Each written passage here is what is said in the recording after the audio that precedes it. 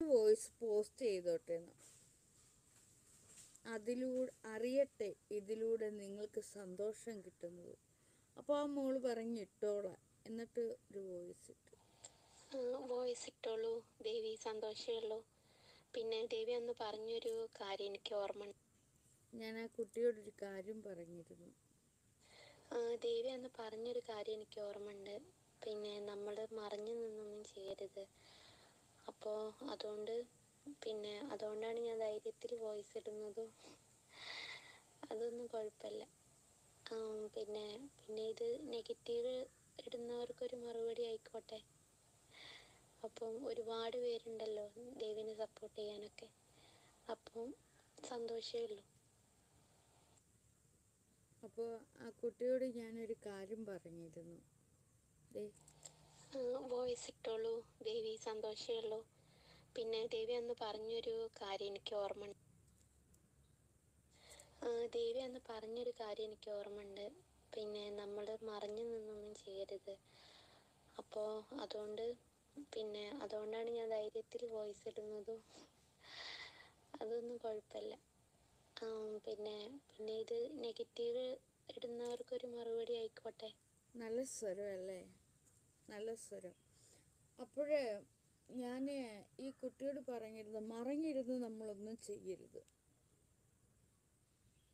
കാരണം മറഞ്ഞിരുന്ന് ചെയ്യുമ്പോഴേ, ഞാൻ മറഞ്ഞിരുന്നല്ല ഞാനെല്ലാം ചെയ്യുന്നത്, നിങ്ങൾക്ക് എല്ലാവർക്കും കാണുന്ന രീതിയാണ്.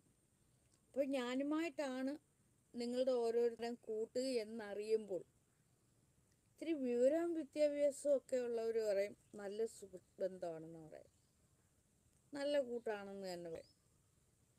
കാരണം ഈ ലോകത്ത് ഇങ്ങനെ അറിയപ്പെടുന്ന ഒരാളാണ്. തുറന്ന് പറഞ്ഞും തുറന്ന് പ്രവർത്തിച്ചും ഒക്കെ ജീവിക്കുന്ന ഒരാളായതുകൊണ്ട് എല്ലാവർക്കും നല്ല അഭിപ്രായമാണ് എന്നെക്കുറിച്ച്. കാരണം തുറന്നിവിടെ പ്രവർത്തിച്ച് ജീവിക്കുന്നവരുടെ അടുക്കൽ കള്ളമില്ല, ചതിവില്ല, വഞ്ചനയില്ല. കാരണം ആരെ ചതിക്കാൻ, ആരെ വഞ്ചിക്കാൻ. അതുകൊണ്ട് ഈ കുട്ടി ഉൾപ്പെടെയുള്ള ആളുകൾ, ധാരാളം ആളുകൾ എൻ്റെ അരികിൽ കൂട്ടുകൂടാൻ വന്നാൽ, അത് അന്നായാലും ഇന്നായാലും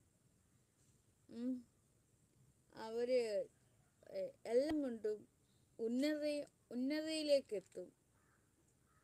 കളവില്ല, ചതിവില്ല. അന്നും ഇന്നും എല്ലാം അങ്ങനെയാണ്. പഴയ എൻ്റെ വീഡിയോസുകളൊക്കെ കാണുകയും കേൾക്കുകയും ചെയ്താൽ മതി.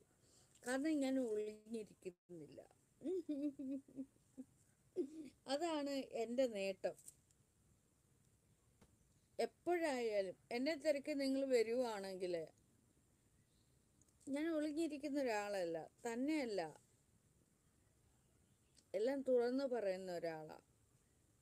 അപ്പോൾ അങ്ങനെ ഒരാൾ എൻ്റെ ലൈവിൽ വന്നാലും, അവരുടെ ശബ്ദം ഇവിടെ ഇട്ടാലും, അവർ നേരിട്ട് വന്നാലും, എൻ്റെ ക്യാമറയിലൂടെ വന്നാലും, വിവരമുള്ള ആളുകൾ പറയും നല്ല കൂട്ടാണെന്ന് പറയും,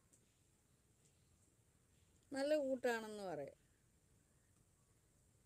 വിവരം ഇല്ലാത്തവർ പറയും അയ്യോ കൂട്ടുകൂടല്ലേ എന്ന് പറയും. അതെന്താ കൂട്ടുകൂടല്ലേ എന്ന് പറഞ്ഞാൽ അവരുടെ ഉള്ളിൽ ഭയമാണ്. ഞാനുമായിട്ട് കൂട്ടുകൂടുന്നത് ഭയമായിട്ട് തോന്നും. അത് എൻ്റെ കുഴപ്പമല്ല, അവരുടെ അറിവുകേട്. അവർ മറ്റെന്തൊക്കെയോ ചിന്തിച്ചു കൂട്ടി വെച്ചിരിക്കുന്നു, അല്ലെങ്കിൽ മറ്റാരൊക്കെയോ പറഞ്ഞു കേട്ടുള്ള അറിവുകൾ, അത് അവരുടെ മനസ്സിൽ ഇങ്ങനെ കൂട്ടി വെച്ചേക്കുകയാണ്. എന്നാൽ ഞാനുമായിട്ട് ഒരു പ്രാവശ്യം ഒന്ന് മിണ്ടിക്കഴിഞ്ഞാൽ പിന്നെ എന്നെ വിട്ട് ആർക്കും പോകാൻ തോന്നൂല. അഥവാ ഇനി പോയി കഴിഞ്ഞാലും വീണ്ടും എൻ്റെ അരികിലേക്ക് വന്ന് കൂട്ടുകൂടാനേ പലർക്കും തോന്നുള്ളൂ. അയ്യോ ആ കൂട്ട് വിടണ്ടായിരുന്നു എന്നേ തോന്നുള്ളൂ. അപ്പോൾ നീതുക്കുട്ടി വോയിസ് ധൈര്യമായിട്ടാണ് പറഞ്ഞത് ഇട്ടോളൂ എന്ന്. ഇതുപോലെ തന്നെയാണ് മറ്റു പലരും ധൈര്യമായിട്ട് ഇട്ടോളൂ എന്ന് പറയാം. മാത്രമല്ല ഈ കളിയിൽ, ഈ കൊടുക്കൽ വാങ്ങലുകൾ എന്ന കളിയിൽ വളരെ സന്തോഷിക്കുന്നു. അപ്പോൾ ഞാൻ നീതുമോളോട് പറയുന്നത്, ഇവിടെ നാം രണ്ട് വ്യക്തികൾ തമ്മിലുള്ള ഏതൊരു ബന്ധങ്ങൾക്കിടയിലായാലും രണ്ട് വ്യക്തികൾ നല്ല രീതിയിൽ ഇങ്ങനെ കൂട്ടുകൂടി പോകുമ്പോൾ മൂന്നാമതൊരാൾ വരുമ്പോഴായിരിക്കും അവർ കുരുക്കുണ്ടാക്കാൻ വരുന്നത്. ഒരു പക്ഷെ ഒരു വാക്ക് അവരിങ്ങ് പറയുന്നതായിരിക്കും. ആ വാക്ക് അങ്ങോട്ട് പറയുമ്പോഴത്തേന് അത്രയും നാളും കൂട്ടുകൂടി നിന്നവരുടെ ഉള്ളിലെ സംശയത്തിൻ്റെ ചിന്തകളത് ഇങ്ങനെ വരും. അതോടുകൂടി മറ്റേയാൾ ഈ കൂട്ടങ്ങ് വിടും. അതാർക്കാണ് നഷ്ടം?